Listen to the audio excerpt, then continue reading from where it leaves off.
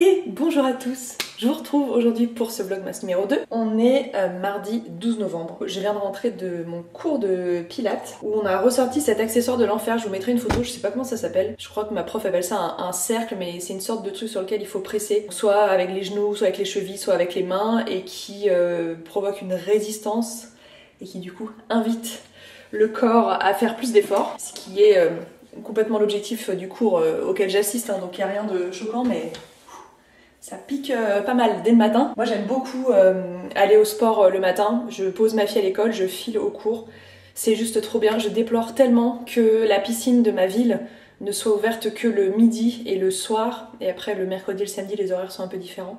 Mais les jours où je pourrais y aller, c'est-à-dire lundi, mardi, jeudi, vendredi, c'est jamais ouvert le matin parce que c'est réservé aux clubs et aux enfants, enfin aux écoliers, aux collégiens qui ont des cours de natation. Ce qui est tout à fait logique et entendable, mais moi ça m'arrangerait bien d'y aller parfois le matin. Mais bon, c'est comme ça. Pour le petit déj ce matin, vous n'allez pas voir mon éternel smoothie parce que je n'ai pas de banane.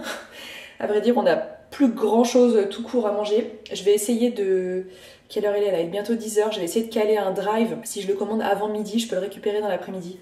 Donc je vais essayer de faire ça parce que Inès a une copine qui vient manger demain midi et franchement, là, à part une boîte de haricots verts et des chipolatas, je crois que j'ai pas grand-chose. Et il nous manque pas mal d'essentiels, farine, sucre, ce genre de trucs. Donc je vais essayer de faire un drive aujourd'hui. Quentin est en télétravail, donc je vais aller prendre le petit-déj avec lui. Et voilà, c'est parti pour une nouvelle journée. Me voilà dans mes vêtements du quotidien, dans mon habit de lumière.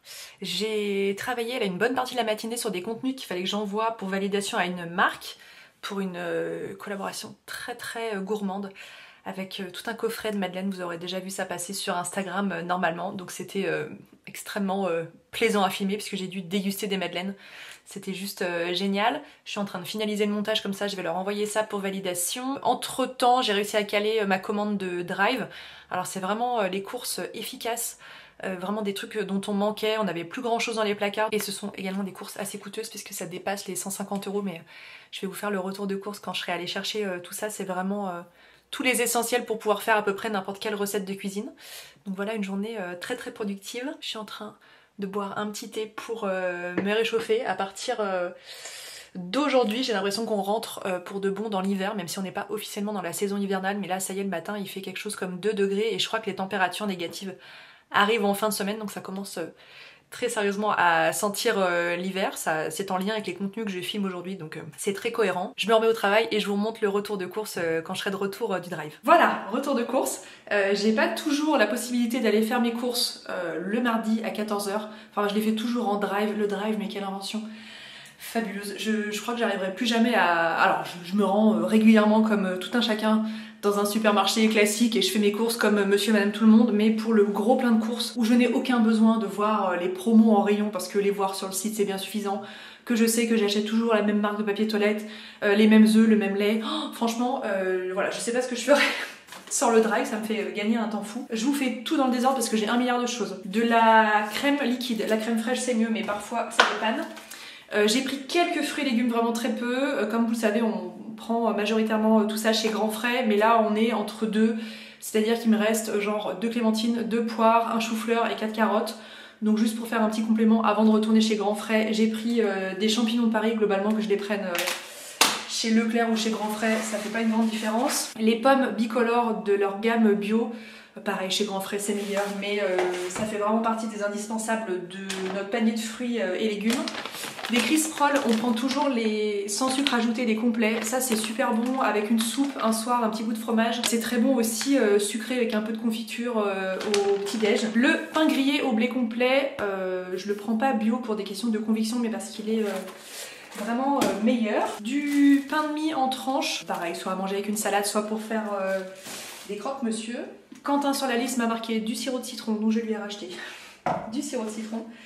La sauce aux tomates de saison Panzani, alors ça sera jamais aussi bien qu'une sauce tomate faite maison, mais quand on n'a pas le temps, en base de pizza notamment, sur les pizzas de chez Grand Frais, c'est vraiment très bon.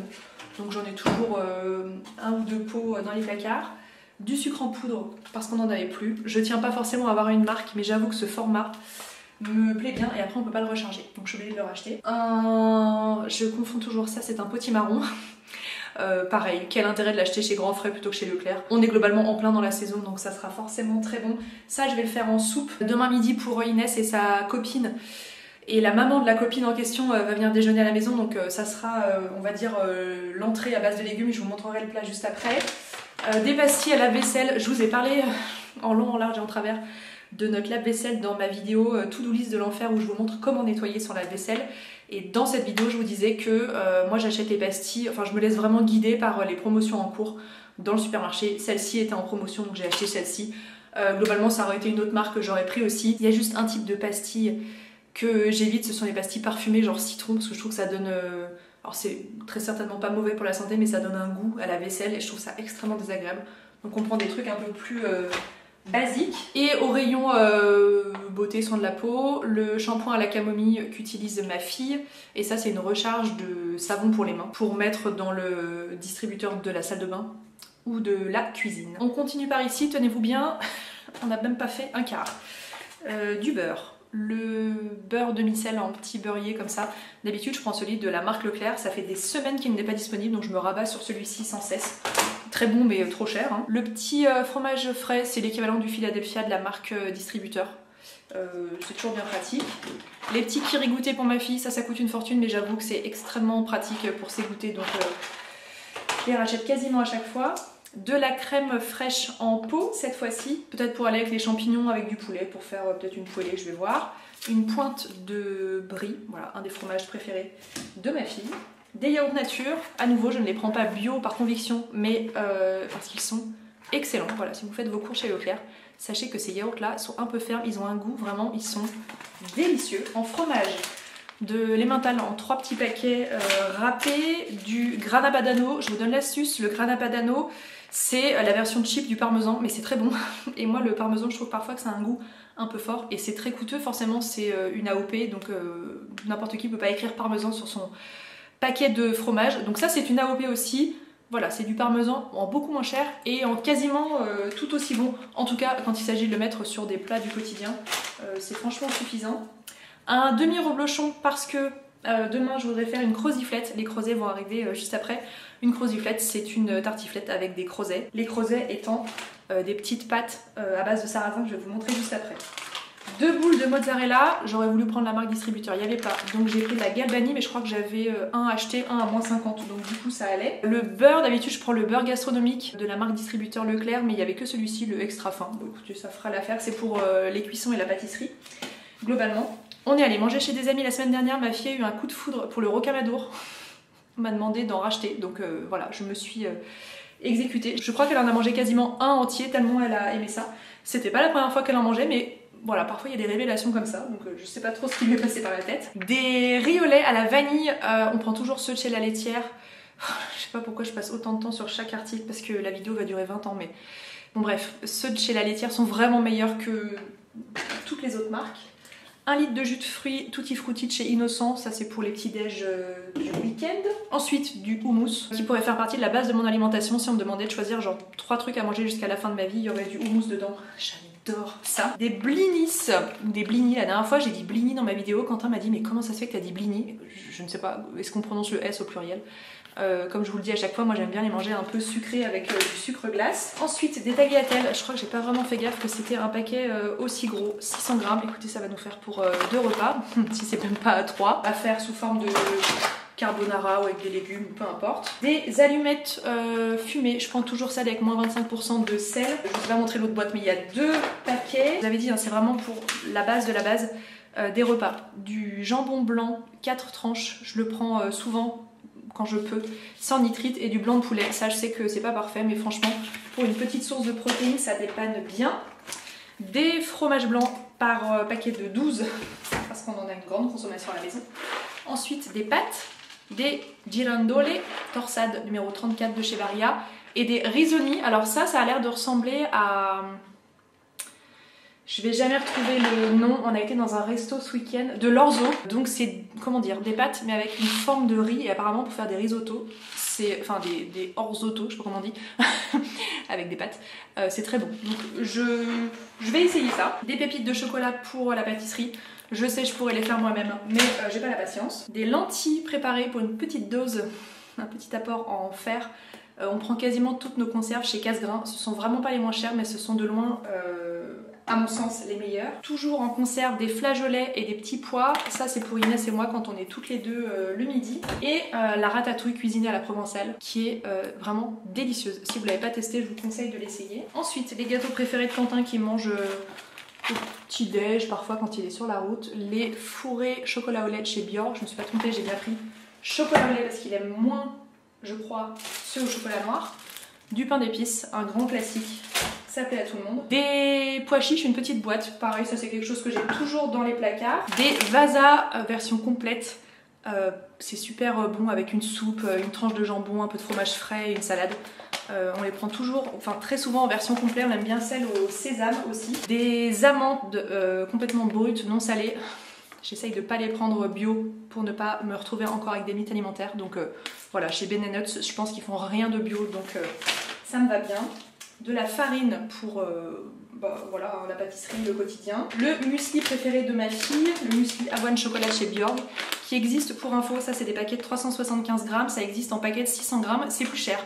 Faites attention quand vous faites vos courses, regardez bien, enfin, pour moi c'est du bon sens mais tout le monde n'y pense pas. La même chose dans un paquet de 600 grammes, on pourrait se dire bah, c'est plus gros donc c'est forcément moins cher. Non, il est 50 centimes plus cher au kilo, donc surtout regardez bien les grammages parce qu'on peut se faire complètement avoir. J'ai cru que c'était une erreur d'étiquetage, ça fait au moins 3 mois que c'est en cours donc il n'y a pas d'erreur. Donc faites bien attention pour pas vous faire avoir. Pour toujours les goûters de ma fille, j'aime bien cette gamme chez Björk, les petits curieux. Alors c'est pas parfait mais c'est mieux que BN et compagnie.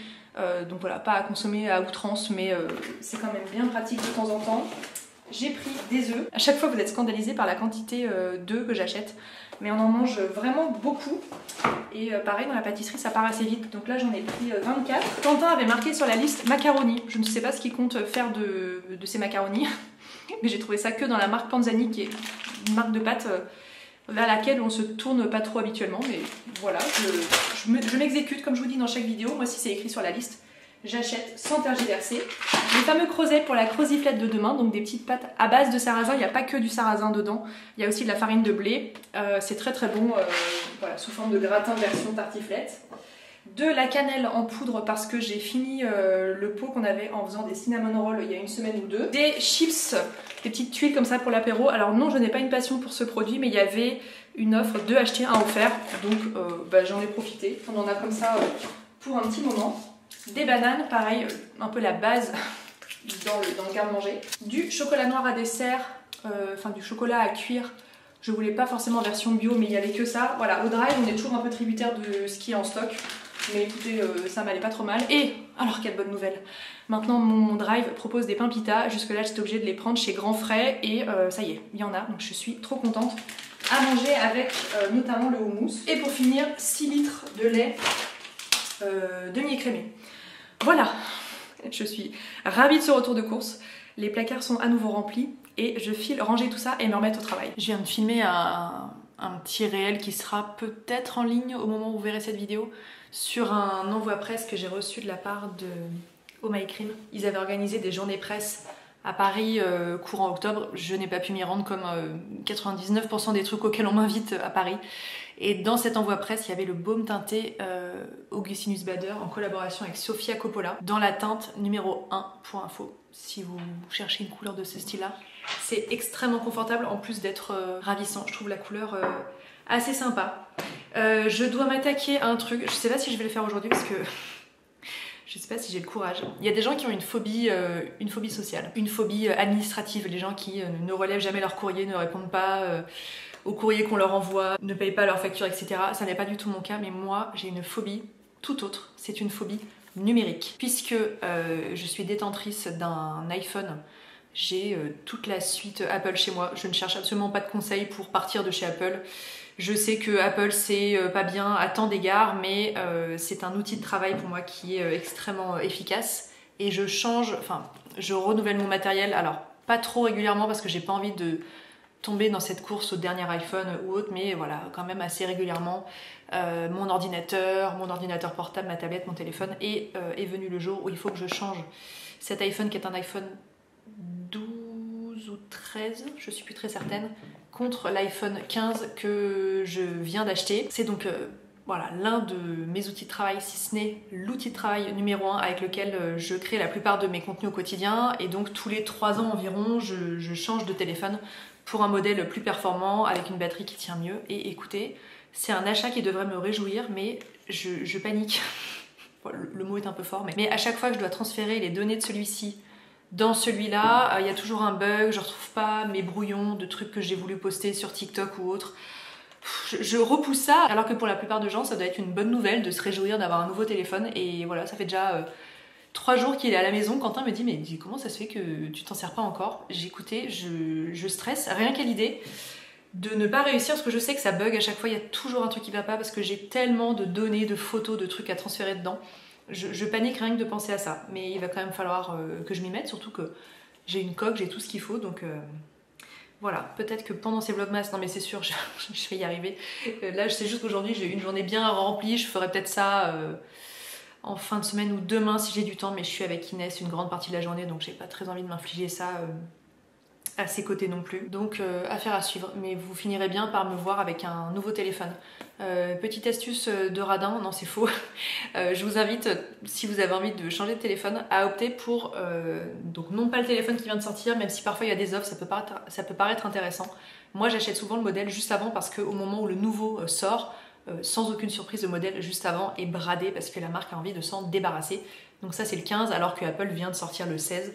Voilà, j'ai toujours fait ça, du coup j'ai jamais le tout dernier mais je m'en contrefiche. Et voilà, affaire à suivre, on verra si j'arrive à maîtriser la bête. Alors que je m'estime assez documentée, enfin je veux dire le numérique n'est pas quelque chose qui me fait peur, je baigne dans ce milieu tous les jours donc je pense être assez bien renseignée sur ce qui se fait et ne pas être en grande difficulté peut-être par rapport à d'autres personnes, mais voilà, plaisir zéro. Et fin de journée, il est 18h58, je viens d'aller chercher Inès à son activité du mardi soir. J'écoute en boucle le dernier album de Julien Doré, Imposteur. Je l'écoute principalement sur ma platine vinyle, mais là, vu que je suis en train de faire la cuisine, je l'ai mise sur le Google Nest. Est-ce que vous aussi, du coup, vous avez découvert les paroles de... donc c'est un album de reprise pour ceux qui ne savent pas.